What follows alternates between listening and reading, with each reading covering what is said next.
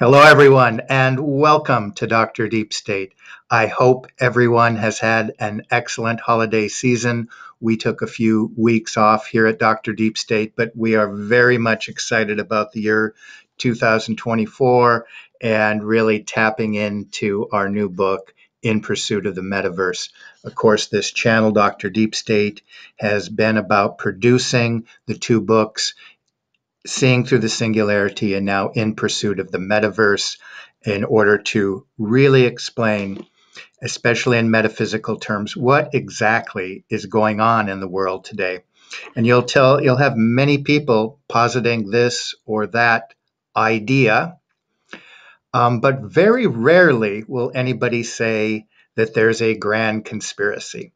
In my experience of many years doing this and people that go into the stream of trutherness, I have rarely found somebody will say, here it is. This is the grand conspiracy. And so the title of the video today is There Is No Grand Conspiracy. And what I'd like to do are three things. One, tap into the idea of what is a grand conspiracy. Number two, what I'm going to suggest is why does almost nobody ascribe to this idea of a grand conspiracy? And number three, why I think it's really important for us to rethink why we might want to know the historical and biblical and scriptural and historical explanation of what a grand conspiracy would entail. What would it look like? So, first of all, let's get into the idea here of what is a grand conspiracy. And I'm going to pull down Wikipedia here. Seems to be a lot of people's go-to source. And Wikipedia is going to define a grand conspiracy, or at least the theory. What I'm going to suggest here is there's actually a grand conspiracy prophecy that's laid out in scripture and tradition. But the theory is that the state of the world, a very ambiguous term to start things out, the quote unquote state of the world is somehow, it doesn't even say influence. That would actually have some kind of social science rigor. But it's the idea that the state of the world is due to a small cabal of powerful or malevolent conspirators. And then you get into the kind of lingo that you're probably oh so used to when people of that have the hegemony over media like to discuss these ideas. It's there, you got the word alleged, and of course they can't describe who these people are. And we have, seeing the bold there, the usual boogeymen. So obviously people that even think this way are prone to sort of pathology, according to Wikipedia.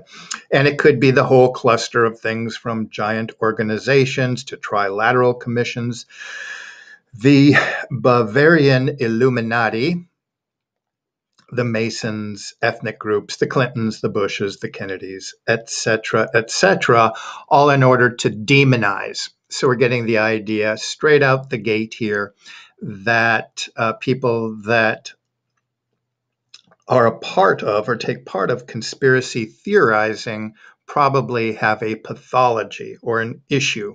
So it's more about the theorist than the theory. And if we track over here to Wikipedia, the word conspiracy, I think most people are aware this is actually a legal term that's been, as long as there's been courts, there's been the idea of a conspiracy, which is a plot or a secret plan or agreement among conspirators to do an unlawful act. So that's simply a legal term.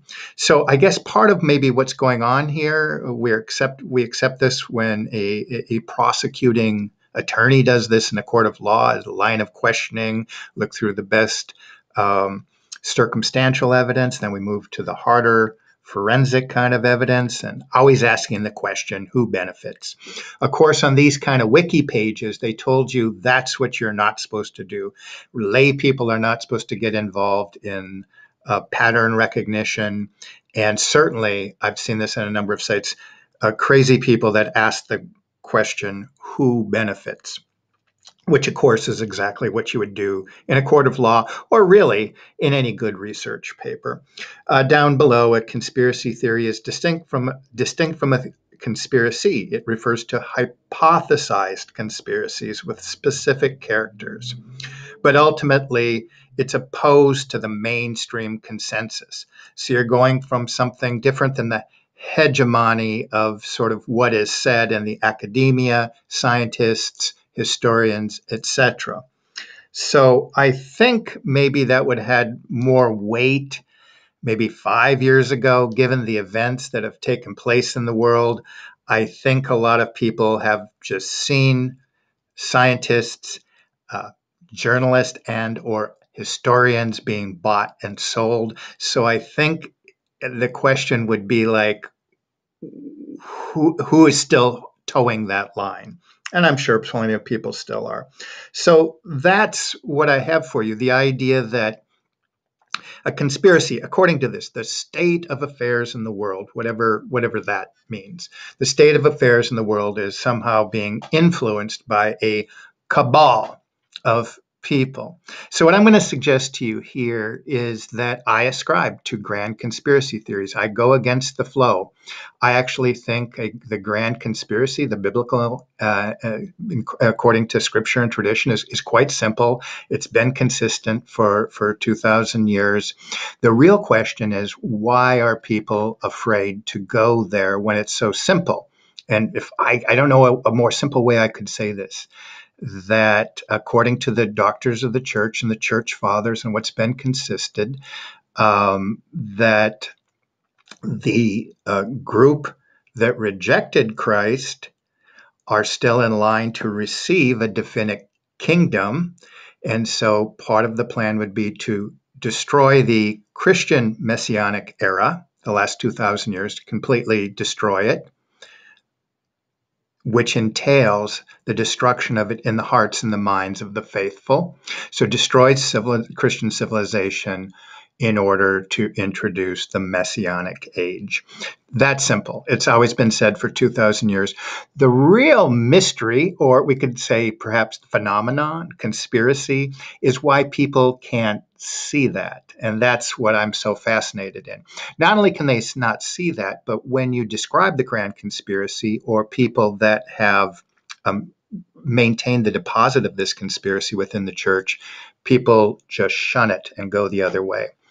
So I'm going to argue that part of this is part of the control system that I'll describe, and I do in my book. It's called The Spectacle of Empire, Empire of Spectacle, and how this world system kind of takes you in and trains you biologically, the memetics, how you're in sync with everybody, the whole biological control that's over our minds, hearts, and spirits. It enters into this world system, the Bible tells us. And within this system, in the last 50, 75 years, the system has steered minds and hearts away from identifying this obvious grand conspiracy that's always been present within the tradition of the church. And so one of the things I want to tap into right now is the question of why the rejection of this grand conspiracy is absolutely ubiquitous.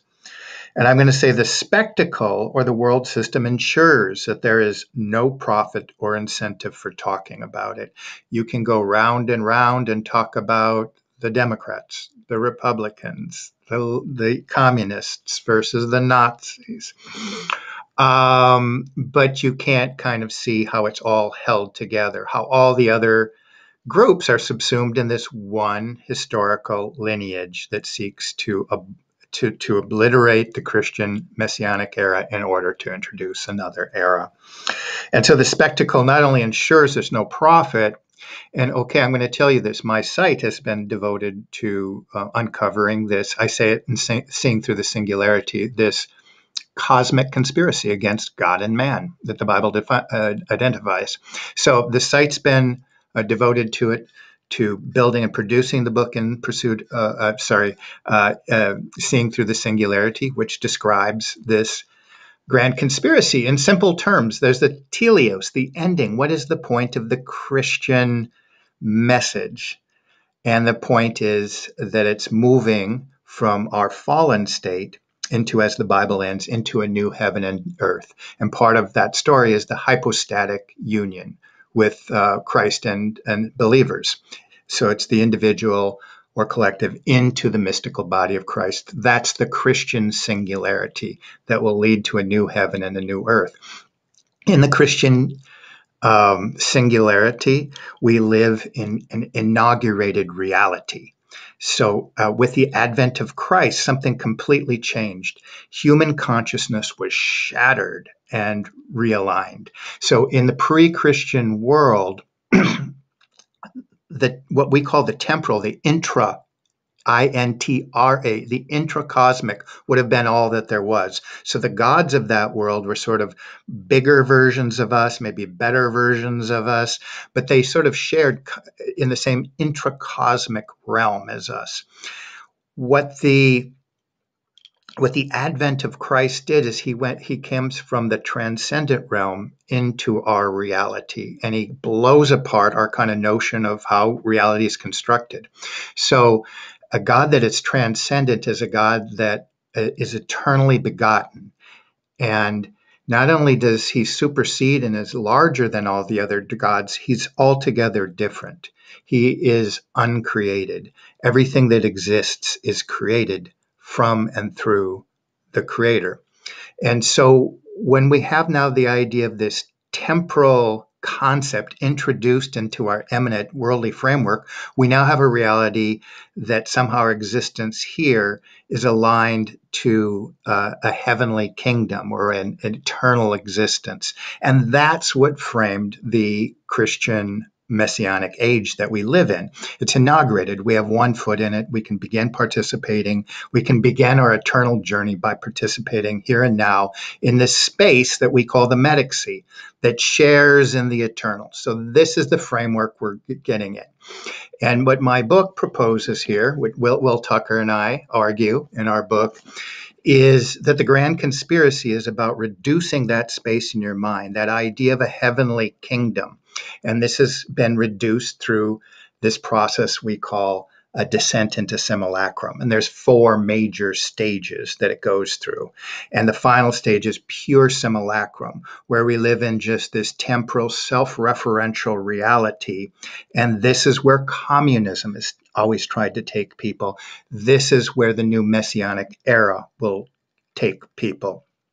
And until you can kind of get that pivot around, none of the other phenomenon that are taking place in our cultural landscape, popular media, are going to make sense. Unless you can draw them all together, it will really be just a fiasco.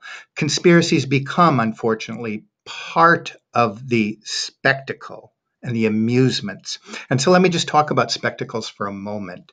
The spectacle that we live in today is really, it's a transposition of the ancient Roman spectacle. This empire of spectacle had what St. Augustine observed, all of the elements of a demonic ontology that permanently attached to the people that partake in it.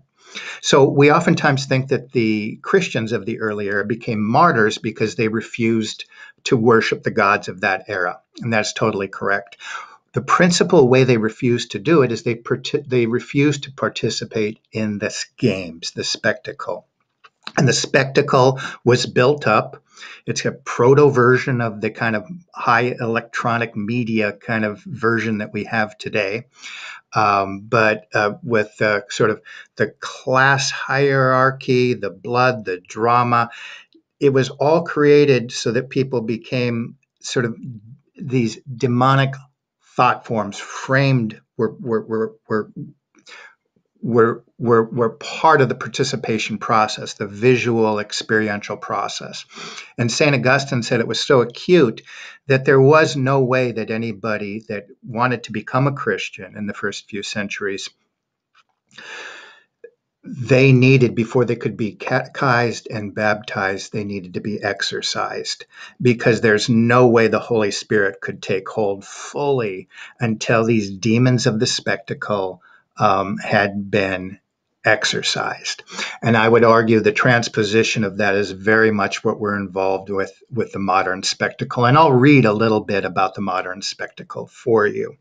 But yes, the grand conspiracy that's always been a central part of it, is to move the masses of civilization. It was, of course, at that time it was the whole of the Roman Empire, and now we have sort of a world empire attached by the populace's attachment to the modern media spectacle.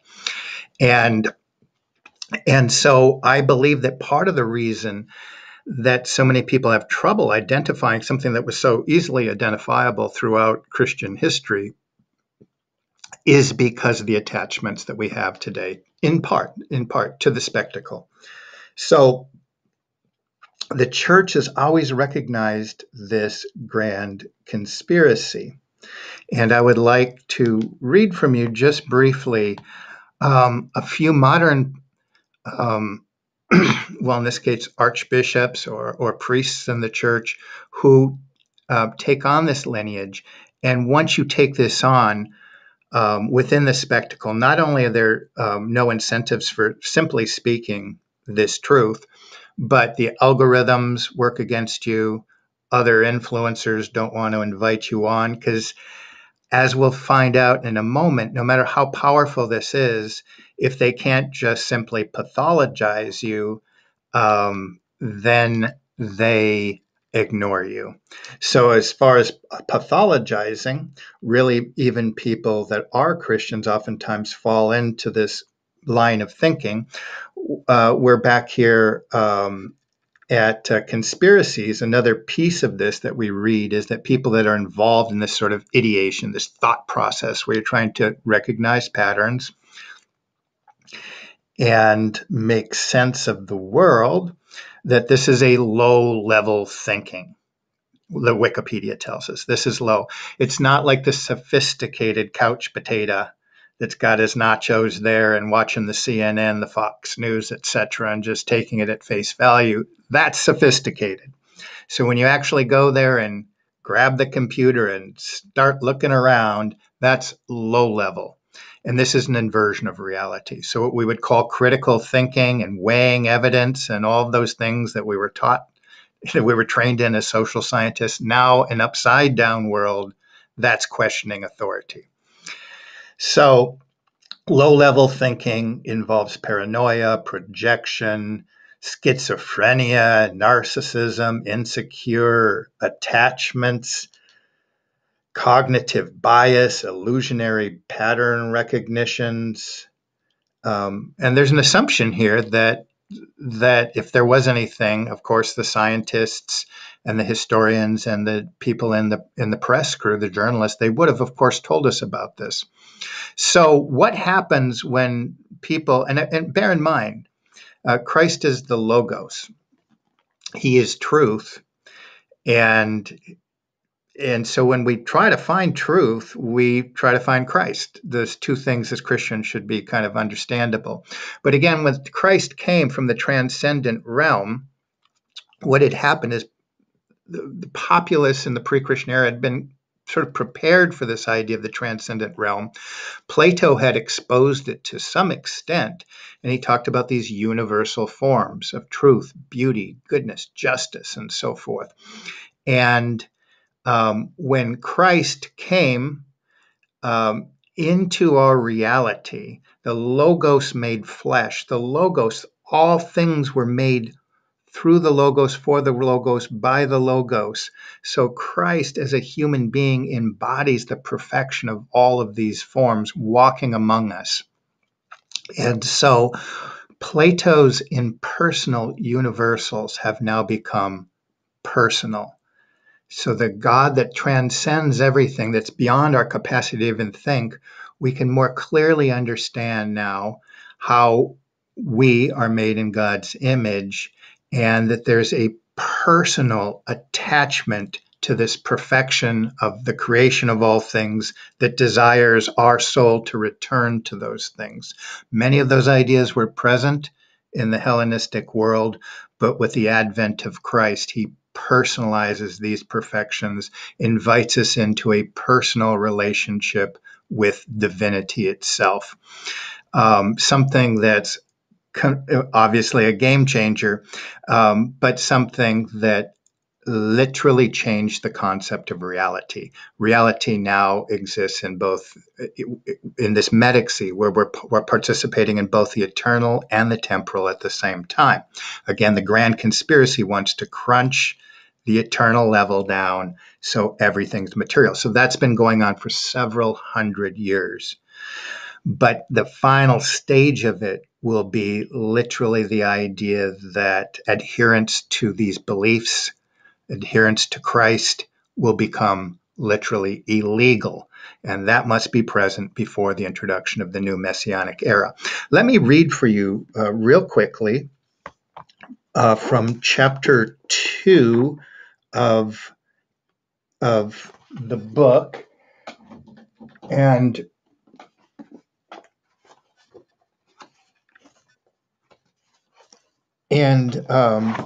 here's the introduction, just a little bit of where I'm going at with this idea of the grand conspiracy. And again, when you talk about grand conspiracies and put all of the parts together, you're going to find that biopolitically, people are trained not to be drawn to you.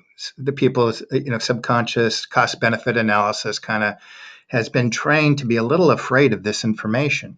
In Pursuit of the Metaverse, Millennial Dreams, Political Religion, and Techno-Utopia explores the World Economic Forum's techno-utopian vision to create a post-human cyborg existence within an exclusively immanent frame of reality, a frame of reality in which it would be difficult for the mind to even go elsewhere beyond the eternal and the material and the immediate. The metaverse, we argue, can be conceptualized through the juxtaposition of the empire of spectacle and the Western tradition from which it spawned, and through the negation of that tradition. I'm going to keep it kind of simple for right now. But what I want to introduce just briefly is somebody that in part, he's a person of our day, that in part talks about this grand conspiracy. Number one, this is Archbishop Vigano. Number one, he'll confirm the thesis that I just laid out, and he will really put this out there as an idea that there is at least a great conspiracy going on. So in November 2020, Vigano writes that we are now witnessing in the course of human affairs the ultimate threat to human civilization, the suicide of Western culture and its Christian soul. And likewise, I said this up here in my thesis. Metaverse aims to replace reality with a purely self-referential simulacrum of reality generated through human and ethereal elemental forces, fifth generation warfare, and an egregore or mind virus continually interjected into the human population. This utopian attempt to perfect man without grace is the essence of the ontological war of reality.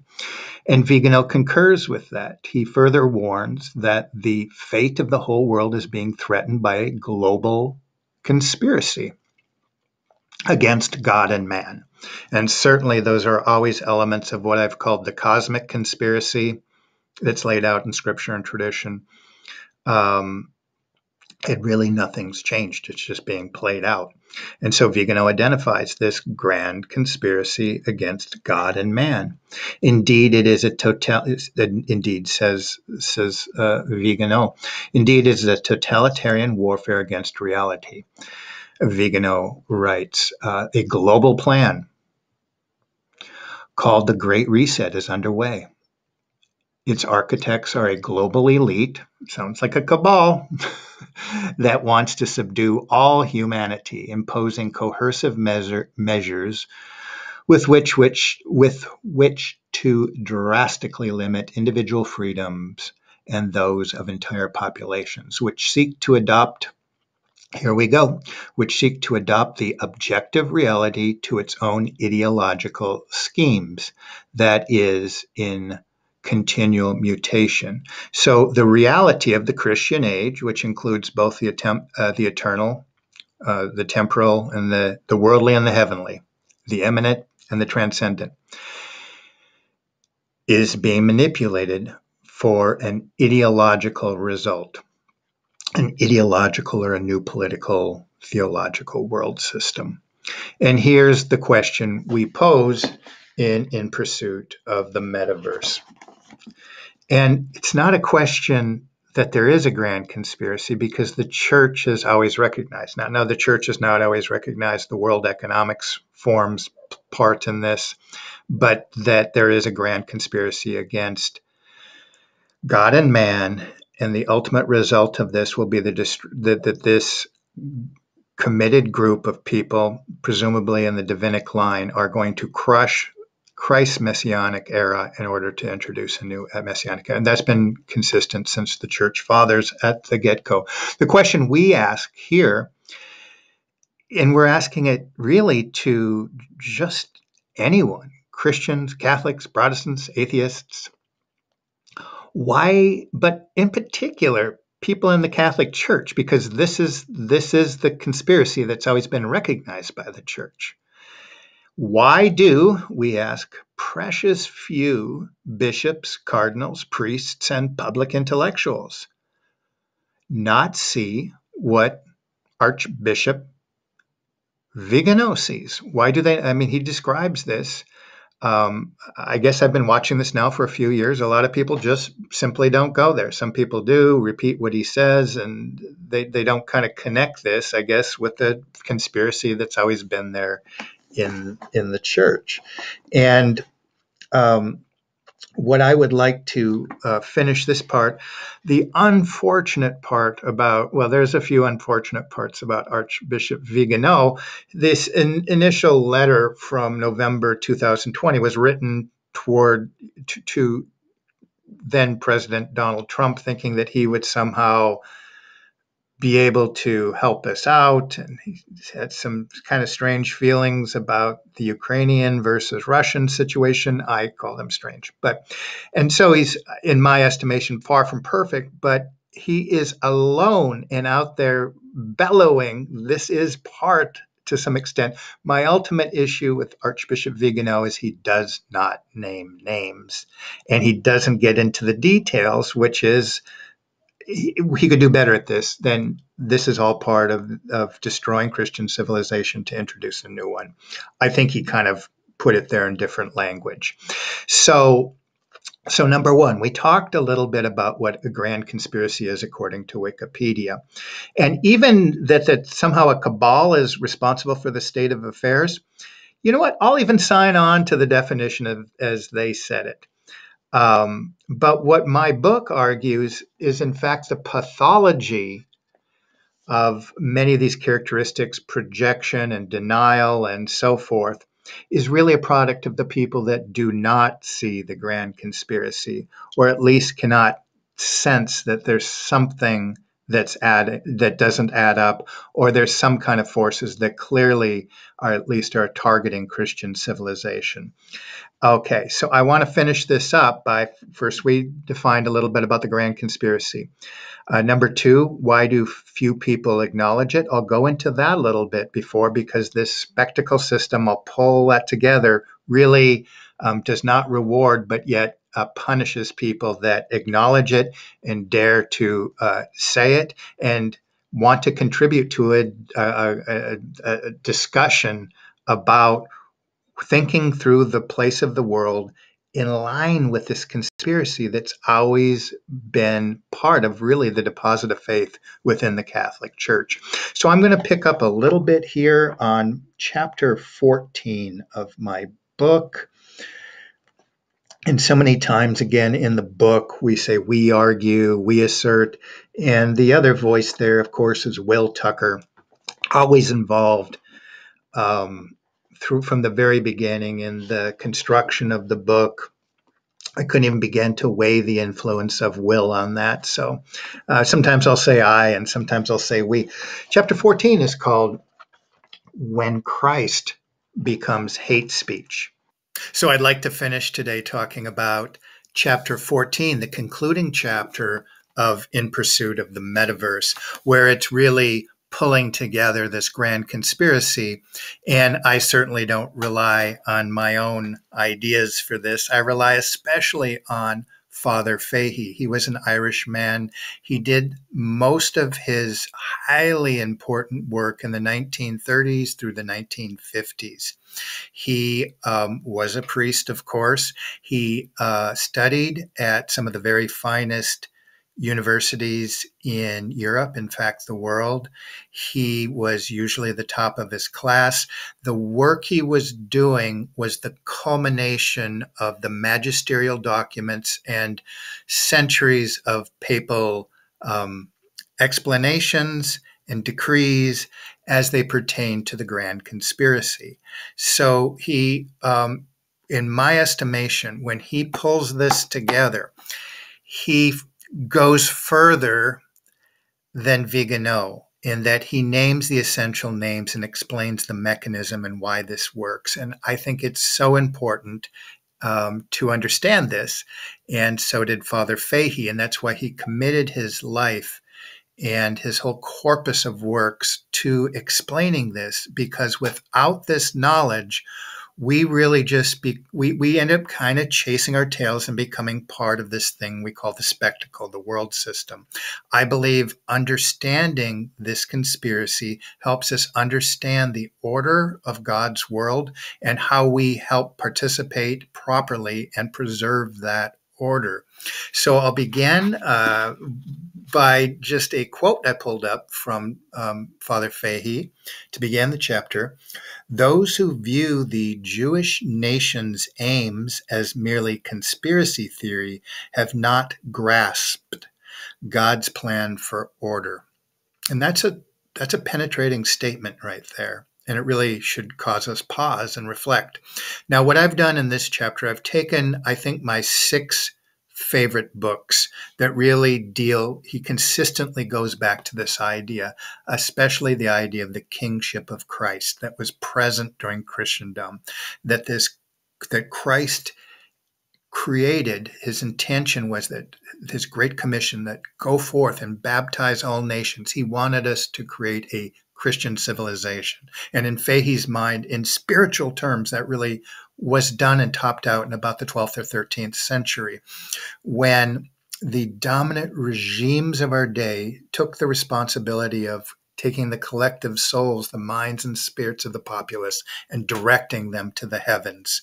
The modern equivalent to modern regimes, by contrast, do everything they can to take our souls and pull them back into the imminent spectacle of reality.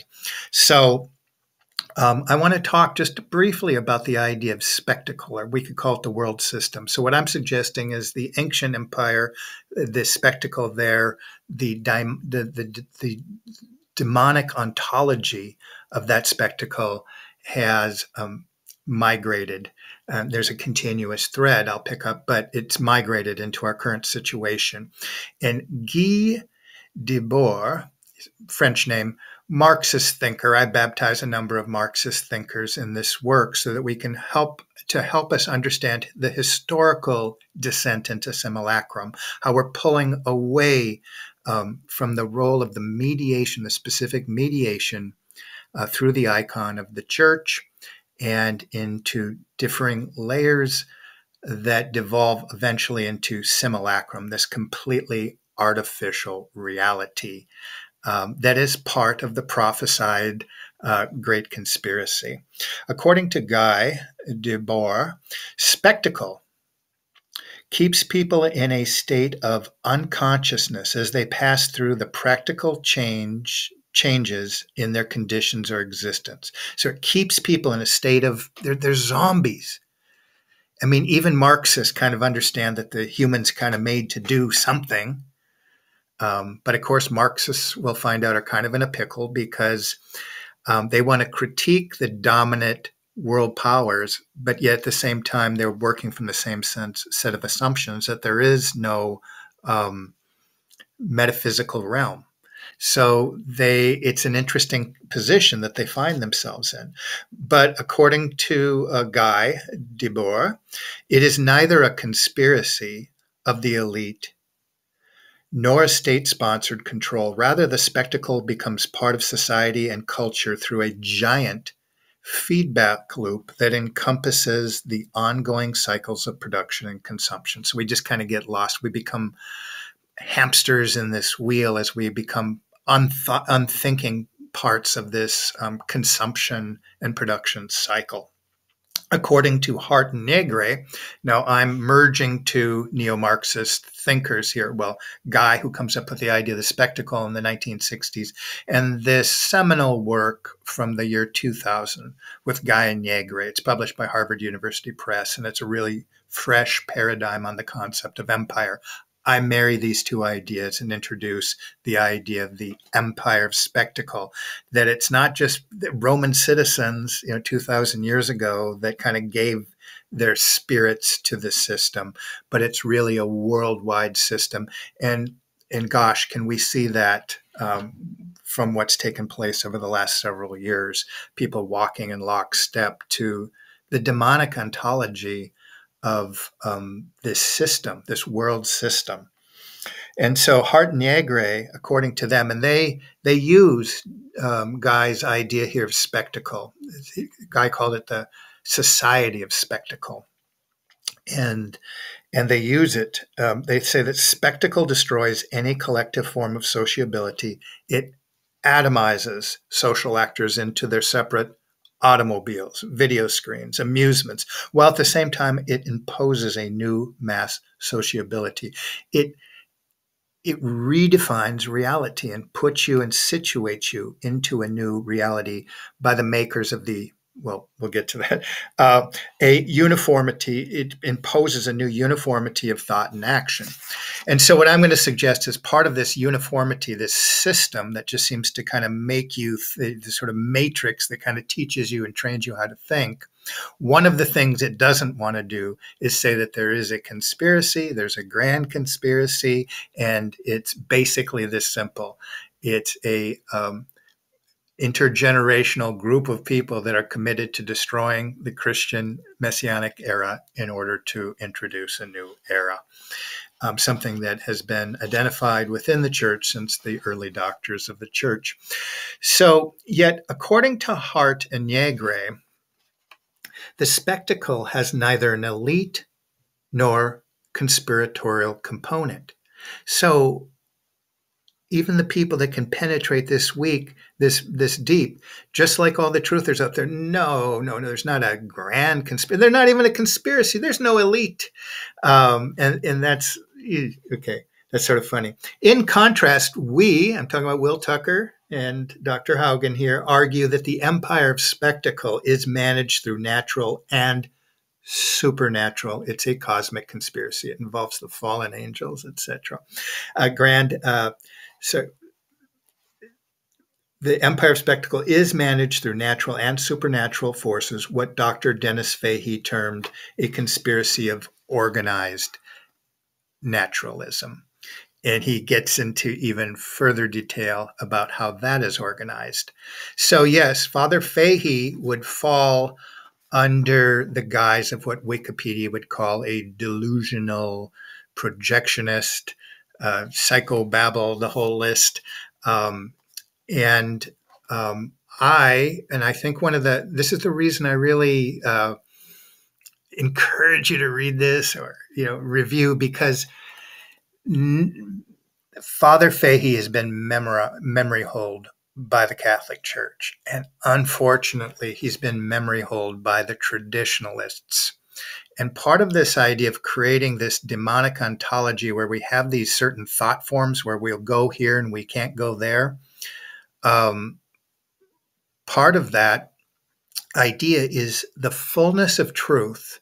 If it's not made manifest, if you're preserving tradition and presenting tradition, if you're not doing the fullness of it for expedience, you've done a cost-benefit analysis, that part of the truth that is missing is what Fogelin will call second realities. We enter into the spectacle's second reality, their virtual reality, where they define the parameters of what you can say and what you can't say. So what we're arguing is that the powers that be, the grand cabal, yes, in fact, they do manage the algorithms that go into the spectacle of empire. But part of this, and I explain in chapter 13 of the book, has to do with the science of coercion. For example, from the book Christopher Simpson, he examines the use of psychological warfare and propaganda by governments and powerful elites to create a quote unquote push button millennium.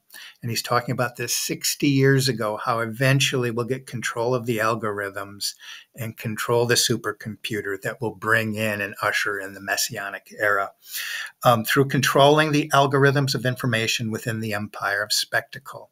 So we're saying that in a sense, that what Lenin would call the masters of the economy, the commanding heights of the economy, that he was clearly, it's the same commanding heights of the economy, the same oligarchical, intergenerational families that have this as a mission to bring all of the resources of the world under their control so they can demolish root and branch the Christian era into the minds, hearts, and peoples, which can't be completed until Christ himself becomes hate speech.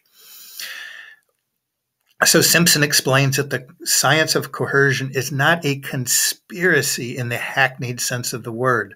Planners, organizers, managers, the elite, calling the shots from the commanding heights of the economy were precisely the type of quote-unquote reference group or informal networks that sociologists or social scientists such as myself know so well. We can apply those rules to everybody, but when you start, especially all the clashing political fragments, but once you start looking up, the colonizers have always prevented us from doing that. There is nothing new about how these algorithms are being tweaked. Of course, these are ancient social control mechanisms that are in place.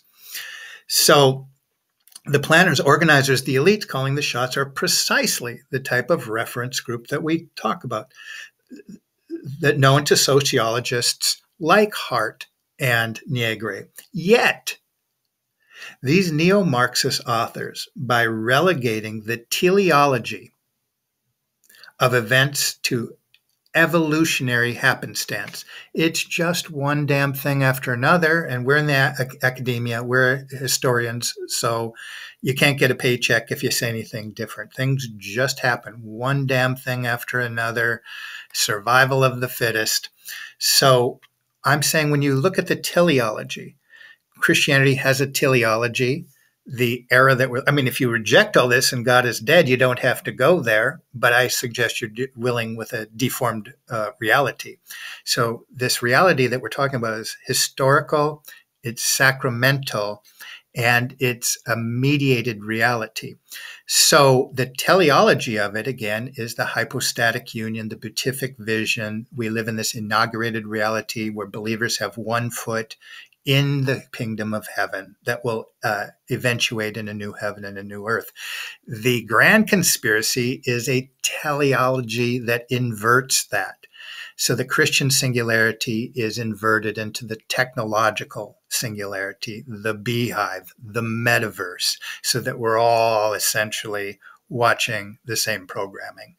And of course, for that to happen, the liberties, the freedoms that we found in the Messianic age of Christ have to be destroyed. And part of the goal of Satan and his minion, this is both a spirit, supernatural and a temporal conspiracy. The players on the ground have to actualize it. And that is to bring about the inversion of Christ. Again, Satan cannot create. He can only deform what has been created or mold it to his own perverted plans. And the perverted plans, and this is why the doctors of the church 2,000 years ago had been all laid out in typology about how this works. So when Satan counterfeits, he does it predictably in a sort of a precise inversion, because cosmically that works. The pieces fall together. And so the technological singularity, I argued, in seeing through the singularity is the inversion of the Christian singularity. The metaverse, in this sense, is the inversion of our inaugurated reality that moves toward the beatific vision. And so these so-called neo-Marxists, by relegating the theology of world events to evolutionary happenstance, avoid the question of humanity's ground of being. Another way of saying that is the logos. It's what grounds reality, both and brings the heavenly frame comfortably into, well, not always comfortably, in a sometimes uncomfortable alignment, the heavenly frame with the earthly frame. This is the valley of tears that we walk through. This is the Metavese that we exist in, this uneven tension oftentimes of being partly participating in the heavenly kingdom, but part of the conditions of our fallen state is to walk in faith toward the eventuation of the beatific vision, the new heaven and the new earth. So we argue that to avoid the question of humanity's ground of being, technically called the ideological question, of which Vogelin speaks. And this is a quote from Vogelin. There you have the definition of a socialist man, the man who doesn't ask questions. Because as long as you say, God is dead, there is no creator, everything's an accident, then that becomes standard at the academia, there is no place for a grand conspiracy. And it is part of the spectacle. The spectacle has a very cardinal perspective upon the world. So I want to finish with just a few ideas from Dr. Fahey here. And Father Fahey would argue that the world, in fact, in spiritual terms, has been in decline since the decline of Christendom in the 13th century. He especially loved the dignity of the guild system, where everything politically, socially, in this integrated Christian empire, all things were geared, body, mind, and soul, to the beatific vision, to getting souls into heaven. And it's been on a constant decline, and that's what we also argue, a decline towards simulacrum. And so for Fahey, he thought this went in stages. We dealt with many of the similar stages: the Protestant Revolution, the French Revolution, the Bolshevik Revolution. These are all stages towards simulacrum, a diminished reality that we exist in. And of course, part of our training in the simulacrum, we think that we're perhaps somehow at the pinnacle of the evolutionary process. But no, for Fahey, we've been devolving and moving further away from the fullness of reality. And he said the fullness of the reality happens through our participation with the mystical body of Christ, which represents the truth on earth. And so it's that, the mystical body of Christ on one hand, and its teleos and its mission, and then the other side of the grand conspiracy are these forces of organized naturalism that he will identify even more closely and go into great detail on this. And that's all included in chapter 14, the conclusion of In Pursuit of the Metaverse. And that's combining pretty much 6 of his major works that all focus on this idea, especially of the kingship of Christ and the conspiracy against the kingship of Christ. So by naturalism, Fahey refers to the attitude of mind which denies the reality of the divine life of grace and our fall therefrom by original sin. That's the Christian story, that we're in a fallen state, we're in already a reduced reality, but through Christ, we're put on this inaugurated reality where we can move back into the condition that man is destined for, began in, he fell, can return to. So a denial of that. Everything is, God is dead, everything's natural. And of course, this is consistent with a lot of reactionary thinkers. I'm one of them, that when you remove God from the equation, it's simply a formula for the powers that be, the will to power, are going to take that over and redefine reality for the interest of the oligarchical class. And so part of that interest is certainly not saying that y'all are involved in a grand conspiracy against Christ, and I don't want to participate in that. Instead, we we kind of give way to the simulacrum. And even people in Catholicism and traditional Catholicism are going to be not always entirely bothered by interreligious dialogue and understanding and this sort of thing. And for Fahey, got to be clear. He quotes specifically from the Bible. Christ said, either you are with me or you are against me. Christ, do not yoke yourself with people that do not believe that I am the Messiah. Do not yoke yourself with them. So our society fully has. Our churches fully have embraced yoking themselves, their domestic and foreign policies, with forces that deny that Christ was the Messiah, something that the Bible clear. And so I could ask that question: why does the whole of Christianity not want to look at this idea, do not yoke yourselves, and instead reinterpret and reread the Bible? And that's what I'm dealing with in Pursuit of the Metaverse. We can't interpret properly when we fall further from the reality and closer into simulacrum. But for Father Fahey, Bolshevism, anarchism, hyper-individualism, atheism, deism, illuminism, libertinism, they're all part of a natural or cardinal belief system which deny metaphysics. They deny the heavenly frame, and they operate more or less in a completely temporal, immanent frame of reality, and reject that our position. Why are we here? We're in a fallen state and we're tested. We're given an opportunity through the exercise of our free will to make a decision about where we want to go. Granted, that decision is contingent upon grace being given to us. But at the end of the day, Fahey names names, and this is why people will not touch him. And I realized when I published this, I wanted to go after Fahey and reintroduce him to society and how he connects with this grand conspiracy. And it would be great if I could kind of get out and share the word with other people. But it might be the case I just have my audience here that can kind of really look over Father Fahey, what he has, how it fits together with this paradigm of the simulacrum. And because at the end of the day, here's a little bumper sticker from Father Fahey.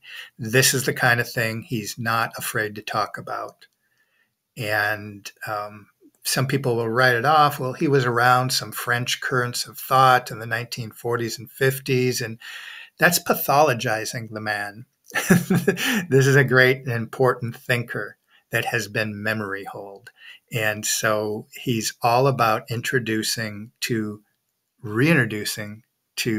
Christians what is the grand conspiracy. Because if we can't ground ourselves in the simple idea that, yes, there are a group of people committed to a naturalist agenda, which includes the destruction and in part the infiltration and the controlled demolition of Christian civilization, and in order to raise up the Antichrist system.